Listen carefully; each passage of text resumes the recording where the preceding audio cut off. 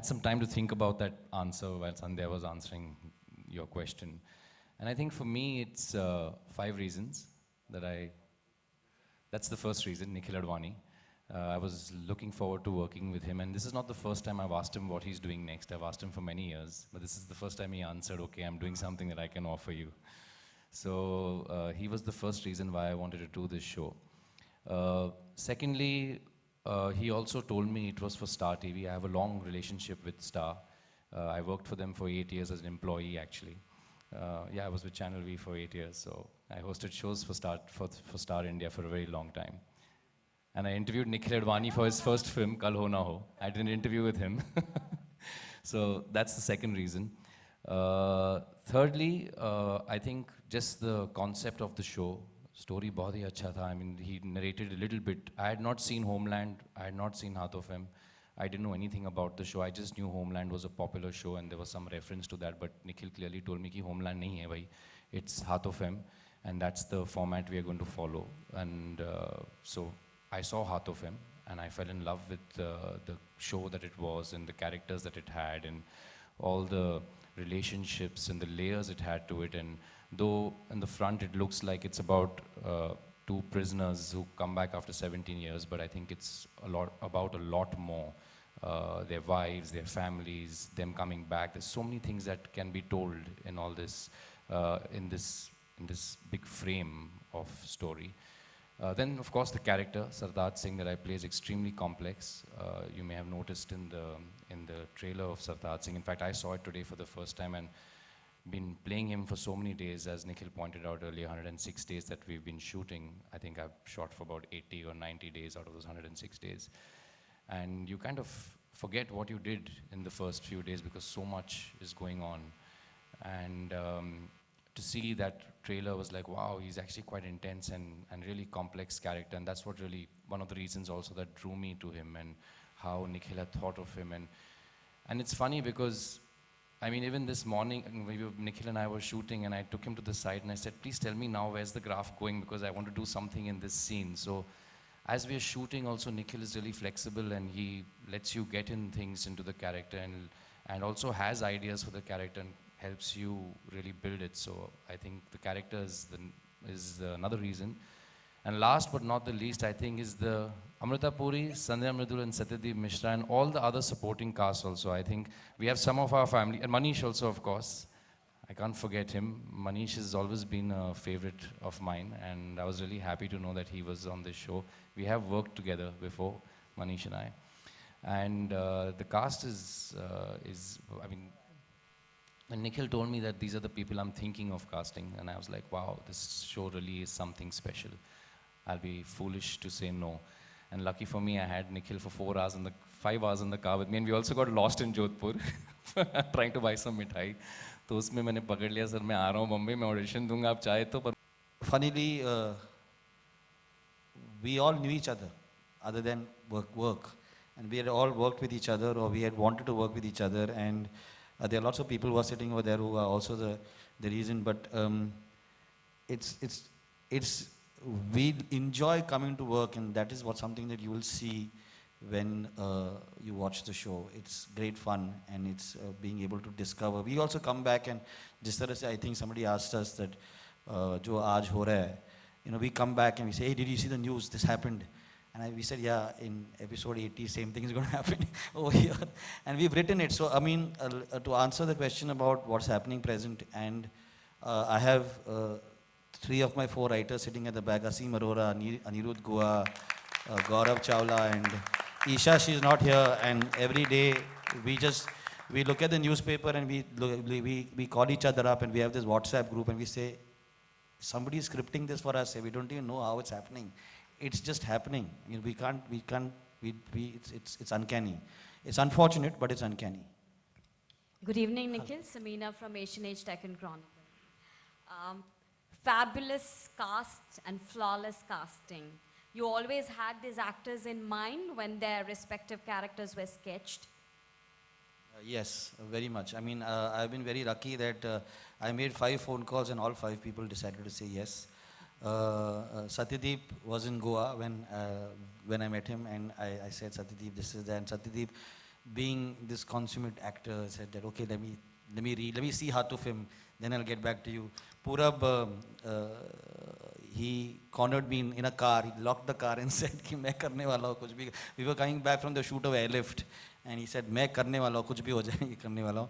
Amrita, I wanted to work with. The minute I saw her and Aisha, I said that, you know, this, and we've been trying to work for what, 2 years, 3 years? Yeah, we've been just trying to work together, trying to find something or the other to work with her. Sandhya is, Sandhya, I mean, why would you say, if Sandhya says yes to doing doing a role in your film or in your show, you know you're doing something right? Because as the gentleman pointed out, she's extremely choosy, so something right is happening. And well, Manish is my oldest friend in the industry.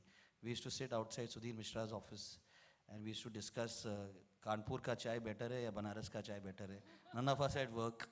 And we said one day we'll work together, yeah. And so we've just waited for that one correct story, project, something that we can, you know, both get our hands together. Because, I mean, he's, in my opinion, one of the most underrated actors in this industry.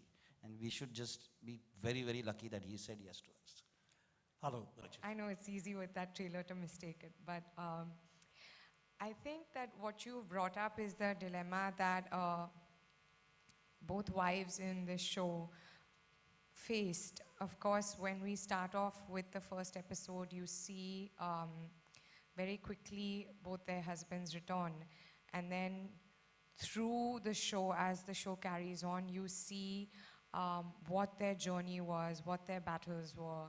But that's something very real, because with a period of 17 years, you're dealing with a whole series of emotions and an entire graph of emotions. And my character, for instance, got married very young at 17, and on her wedding night, her husband was called to war and then declared missing in action. So here's a girl who's never really met her husband and got to know her husband, but then chooses, and what's very important is that she chooses to wait for 17 years with the hope every day. As Nikhil said, there's hope every day that maybe he will return. And that's the hope that you carry forward with. And at some point, maybe you stop believing that he will return, but you still carry on. And then suddenly, after 17 years, he does return. And then what? And that's what's even more interesting, is that how do you pick up from then on? Maybe Sandhya can add to that. Is it easier to face closure? For example, when you learn that somebody has really died, it'll be a big shock. But, you know, to live with the fact that somebody is missing for 17 years. The question here is, do you ever really move on? That's the point, yeah. No. I don't think you ever really move on from it. I think you live in limbo. I think that in terms of Nazneen's character, even if she were to love someone else, there would be a part of her that is committed and waiting, hoping for some closure. Even if it means someday she tells herself that he's dead and she needs to move on, she does that. But the fact of the matter is, you never really move on. It's all limbo.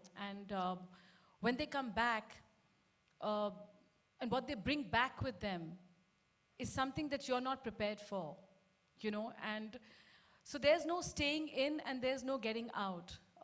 And I think the only word that I can say again and again for my character and maybe for Harleen's, and my character a bit more because she gets herself into a mess without meaning to, because there is somebody else. But now she feels like a cheat, you know. And how right is it and how fair is it on her? It's not, because she never really moved on. And her love may be one thing, but her duty is another. So there's that dilemma. So it's too many things. It's too many things. But all I can say is, you never move on. Yeah, thank you.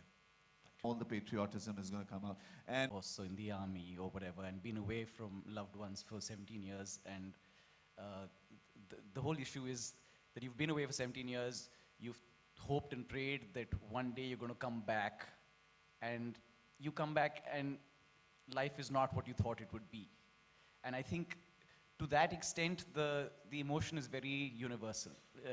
You know, it doesn't really matter that I was an Air Force officer the day I got captured.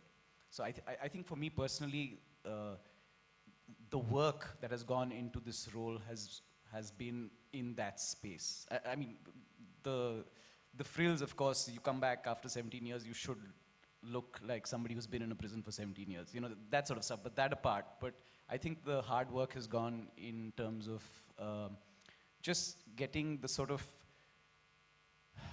the range of, you know, your emotional palette right for the sort of situation that you find yourself in. At least that's for me. I think that's what I've worked harder on for my part. But I think Satyadeep has pretty much summed it up. How do you put yourself in somebody's shoes for something that you have never experienced and probably never will? You know, it's impossible. Even if you speak with them or whatever, the fact of the matter is, how do you feel that? And the only way I figured, which I always figure in everything that I do, is to stay as honest as possible, to stay as committed to that character as possible. And in fact, I often tell Nikhil that I'm going to go crazy after this show because, you know, I go back home and I can't shed Nazneen. You know, I mean, it's crazy. I go back and I really don't know how to lose this woman.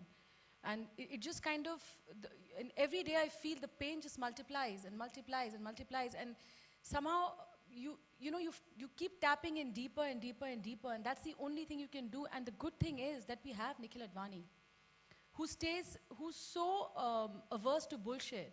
You know, he just calls it.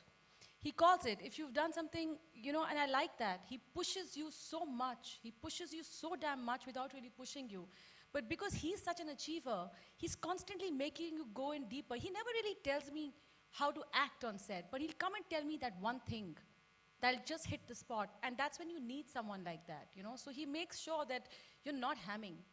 You know, he makes sure that you're not taking the easy way out, because this man never takes the easy way out. So, you know, all of that also really works. And I have actors who are honest. And that's a huge plus. When your co-actors are honest, when you have writers who are writing it the way one must feel it, you know, ultimately it's a TV show. You know, ultimately it's something that you guys are going to see, and it takes a whole damn team to do it. You know, so it's all there, and all we can do is just stay committed to what the complete honest portrayal of putting yourself in that person's shoes as much as possible every single day, going deeper into that person that you're playing. And that's all I can say. I know it sounds like a whole lot of bullshit, but it's the truth. I just want to, I mean, I'm not the cast, but I'll still answer that question. So yeah, I mean, to answer your question about them meeting wives who have suffered the same fate, or, I mean, they couldn't have met POWs because then you're not a POW. So you're not missing in action, sorry. So basically, I made it a point to tell them, A, that I don't want you guys to be reading a lot of stuff, because then it starts becoming imitative. Then you want to live other people's lives. We are very fortunate, like I said earlier, we've got very good writers on the show. Asim and Anirudh, who've been with me on writing the show from the very beginning, read so much actually, that each scene that we get and each moment that we have in the show is somewhere or the other reflecting what they've read. And they've read a lot about there are 54 POWs right now since 1971. And it sounds very little, 54, because that's reported. We don't know the others. And this is a country that does not actually have, you don't have the ability to go and say something, right? And to answer your question, sir, about closure, in fact, one of the stories we read was about this wife who said that for the first period, you are just hoping that the men don't come with the news that he's died. You're just praying every single day that he's not died. But after a while, you pray that they come. And you're just praying that you get the news that they've died, right? So that's what you're saying. Everybody is actually just waiting for something that is going to allow them to start living again. Otherwise, you're just living, you know, in a kind of limbo. So the most important thing that Sandhya said, which is that the only thing we